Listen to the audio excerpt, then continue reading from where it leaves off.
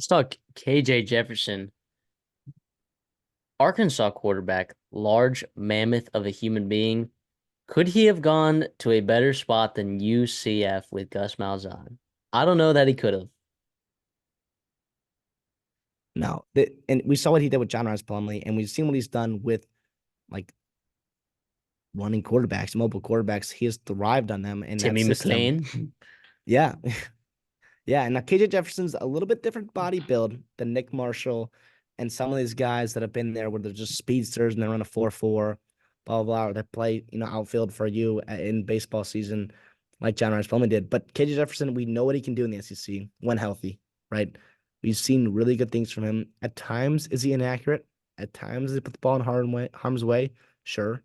But also, he's a really special player. You see how hard it is to tackle him, how hard it is to sack him. And at the goal line, 4th and 1, he gives you so many options to do things and just extend drives and get six instead of three for you there. And that's such a big difference in some of these ball games, especially in an uber competitive Big 12. Right? UCF was tied to a bunch of different quarterbacks in the portal, and they got a really good one in KJ Jefferson. Absolutely. I think Gus Malzahn was licking his chops when he saw him enter the portal. This is a huge get for UCF.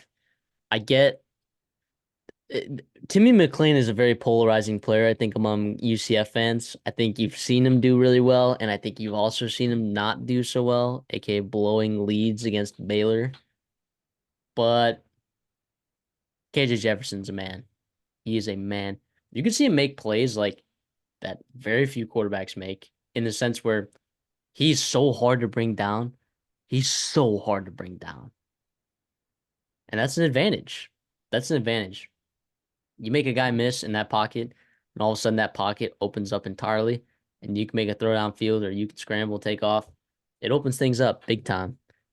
I think this, I don't know if it adds like 3 wins, but I think this adds wins. Like this is a plus quarterback over John Rice Plumlee, I think. Yes, yes. I know he And didn't have a great also, season this year, but like they had no running game, they had no offensive line. The tight end got hurt pretty early in the season. Their stud Luke Haas. It was it was a tough season for Arkansas and their fans, but it was not because of KJ Jefferson. I'll tell you that. no, and also people didn't love their OC and whatnot and everything happened there. So yeah, we'll see.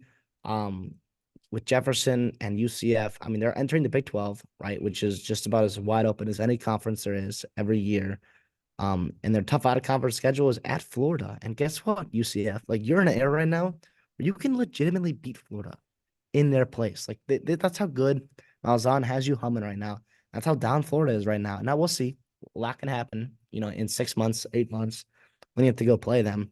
But you have a pretty manageable Big 12 schedule, right? You get Utah, you get Colorado, at TCU, at Iowa State. We'll see what Arizona is.